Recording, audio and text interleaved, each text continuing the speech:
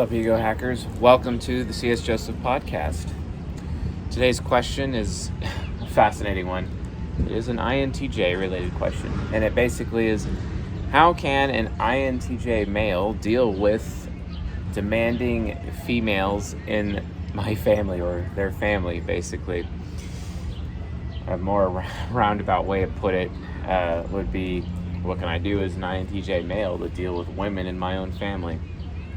What an odd question. I mean, isn't it kind of on the edge of sexism? I don't know. Will my answer be sexist? Let's see. Let's find out, right? Who knows?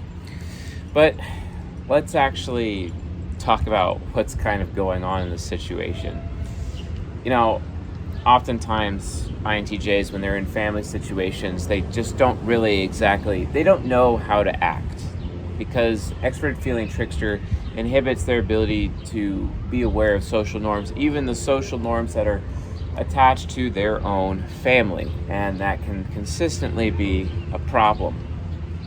Well, that blind spot ends up causing a lot of negative consequences, which causes members of their family to lose trust in them over time. Kind of like how the INTJ is very willful, very triple pragmatic. Because of how independent they are, they will often break the social norms of the family. Maybe they'll sneak out when they're a teenager. Maybe they'll just go in a completely different direction, take their life in a different direction that their parents really had no designs for or desire for, etc. And that can be very, very challenging for family, especially, for example, their mothers, their sisters, aunts, and grandmothers, etc. The thing is, though, is that due to the lack of social awareness, INTJs need to be aware of the concept of male space versus female space. I got a friend of mine who's an INTJ, and although we're not exactly friends anymore, let's be honest, and he still lives with his parents. I think he's 27 years old now, still living with his parents to this day, has some e-girlfriend somewhere in the United States while himself is living in Australia. And as much as he enjoys that fuzzy pink e-taco, I don't think he's actually going to get anywhere with that person. So it ends up being a complete waste of time. But throughout all of it, him acting in an independent manner ultimately becomes an affront to female space. And a lot of people don't understand that the home or the nest basically is female space. And you can just look at a really good example would be Plato's allegory of the cave. The cave itself represents the feminine. The cave itself is female space. So, female genitalia acts the same way.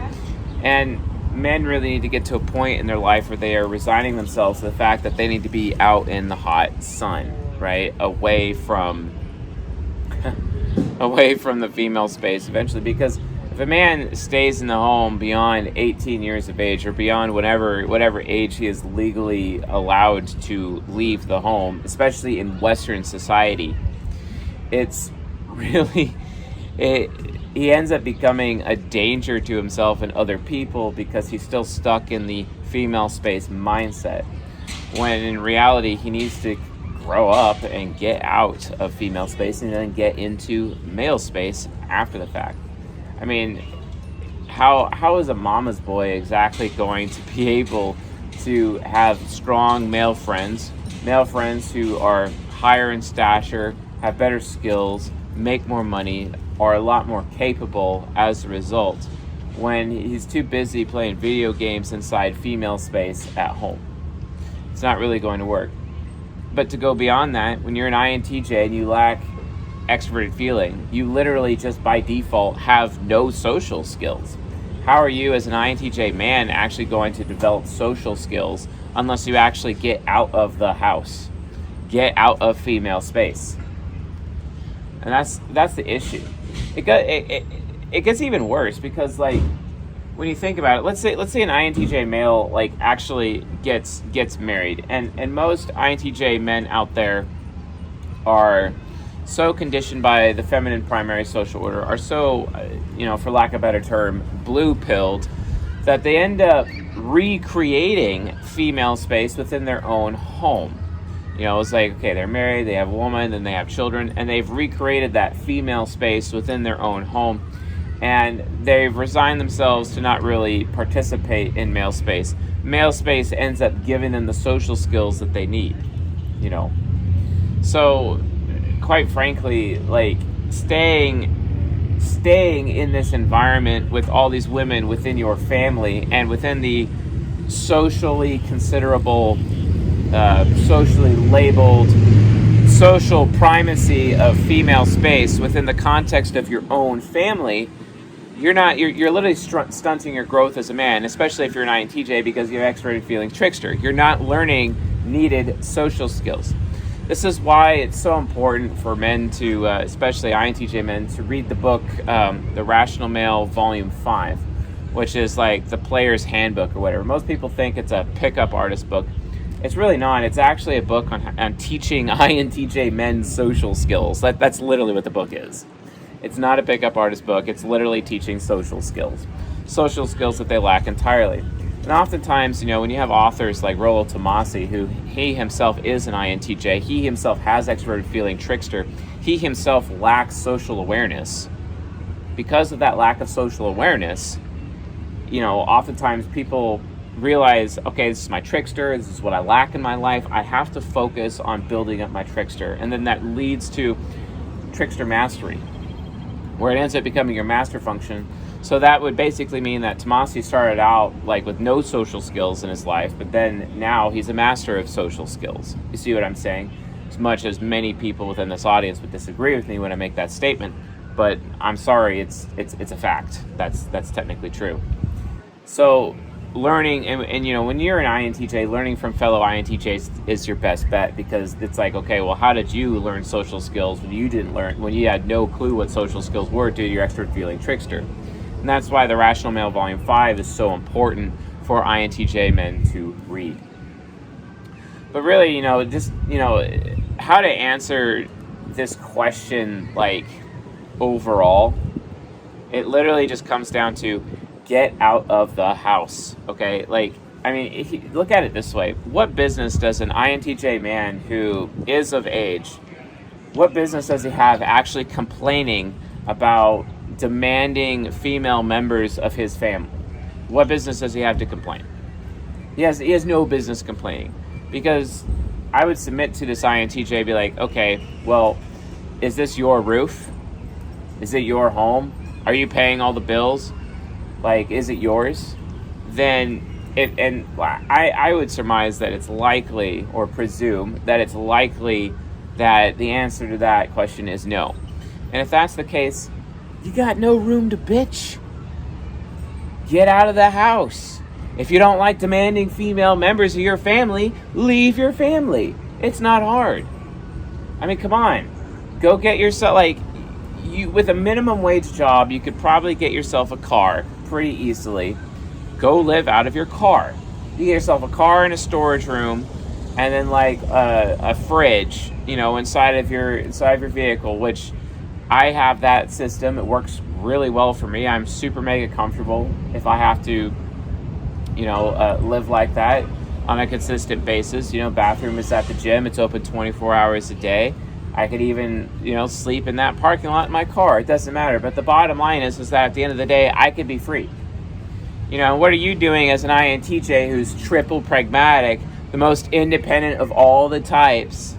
But what? You're too pussy to leave out of your car, and you just want to, complain about the demanding female members of your family? What are you doing with your life? Seriously? If it bothers you that much, you can actually make decisions to get out of that situation. You just have to be willing to not have to wake up in a warm bed every morning under that roof. Then again, I could make my Subaru as comfortable as I want it and be super happy in it by myself. It doesn't matter. That's why I got the Subaru, in case I had to live out of it or use it for travel or whatever. See what I'm saying? There's no there's no excuse. You literally have no excuse. There's so many ways to make money. Even if you have a minimum wage job, you could still actually live out of your car and a storage unit and a gym membership and be perfectly content. Okay? And then, of course, if you're living in that situation because your FI child just can't deal with having such a low quality of life, that's why I exist, because I can handle that level of low quality of life. I really actually can deal with that. Okay? And of course, INTJs exist to increase my quality of life as their ENTP golden pair when they're being affectionate towards me. Yeah, sure, that's a thing that can happen. But the reality of the situation is that if you're complaining about demanding female members of your family, it's all on you. It's on you, bro. You got to get out of that house. It's like it's like in the Matrix. In the Matrix Reloaded, when Neo is talking to the architect, and the architect's like, there's levels of survival we're willing to accept. So come on, INTJs, what level of survival are you willing to accept? That's really what it comes down to. If you don't like those demanding female members of your family, leave. It's not hard. Leave. And there's literally no excuse. There's nothing keeping you from leaving. Okay? Now, if you're married and you have demanding female members, perhaps in-laws or her in-laws or whatever within your family, then that just means you're a weak man. That just means that, you don't have any frame, right? If you want to learn about frame, read Rational Male Volume 1, the chapter called Iron Rules of Tomasi. Rule number 1, frame is everything. Learn about frame. Basically, you don't orbit around women. Women should be orbiting around you. And if they are misbehaving, then there needs to be consequences to those women. It's not hard, okay? Consequences that I exercise on a regular basis is just completely leaving. I disappear. I'm going to go away from those people and have nothing to do with them until they figure it out. Oh, where'd Chase go? Because time, attention, and resources come at a premium when they're coming from me. I don't just give them to anybody, right? So that time, attention, and resources, I'm going to take all those things away and give them to someone else. Or maybe I'll just spend them all on myself. Why not? I don't have to give them to someone else. I'll just spend it on myself. Who cares? But that's the point. A lot of people just don't understand these concepts, and it's very, very frustrating to me. So, it's like, I bet this person was trying to be like, hey, how do I social engineer the women in my life to make it easier for me under their roof? And I'm like, get your own roof. That's literally the answer to this question. Get your own roof.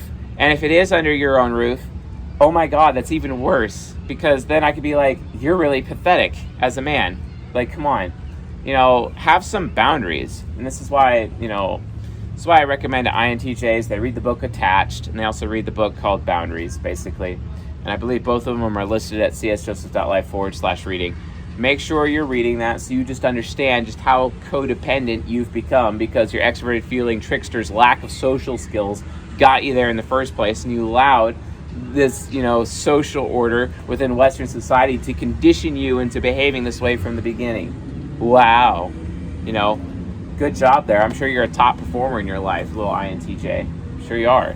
This is really what happened. So you guys got to be careful. You guys got to watch out for this. The lack of social skills, you could be completely blind to the fact that you're already failing in life. And you're completely blind to it because you have no idea what the social consequences are of your behavior now.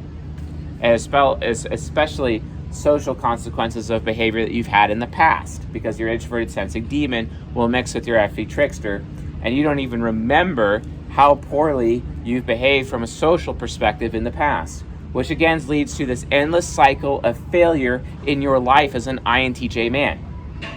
You really just have to make yourself the top priority. You have to be okay with being selfish. Remember, masculinity is defined by one thing and one thing alone: putting yourself above the tribe. That means putting yourself above your family, above your church, your community, everyone at your job, everything. You have to take care of yourself first. You eat first. You are first. You know, if I'm eating dinner at home, no one eats until I do. That's the reality. Why? Because that home wouldn't even exist for them without me. I'm the king. Start acting like a king.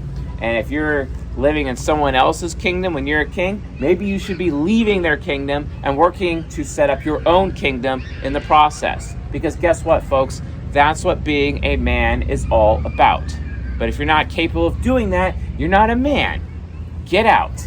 Seriously. It's embarrassing. You're embarrassing me. Like, don't be an embarrassment. Grow up. All right? It's not hard. Anyway, folks, hopefully this answered that question. So thanks for watching, and I'll see you guys tonight.